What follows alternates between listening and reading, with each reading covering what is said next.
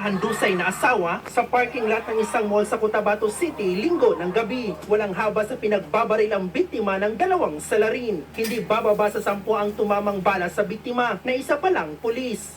Siya si Police Master Sergeant John Manuel Bungkawil, isang intelligence officer na nakadistino sa Police Regional Office Bangsamoro Autonomous Region o PRO BAR. Ayon sa pulisya, nasa parking lot ang biktima kasama ang kanyang pamilya. Nang lapitan ng dalawang lalaki, saka pinagbabaril. Nakatakbo pa raw ng ilang metro ang biktima. Naisugod pa siya sa ospital pero idiniklarang dead on arrival. Nakuha sa crime scene ang hindi bababa sa 19 na basyo ng bala ng baril. Kabilang sa tinitingnang motibo sa krimen ay ang trabaho ng biktima bilang pulis. Yung isang anggulo, yung accomplishment sa droga, yung isa may mga kasang tao sa trabaho. May dalawa ng persons of interest habang gumugulong ang investigasyon. Nagbabalita mula sa Frontline, Bril Montalvo, News 5.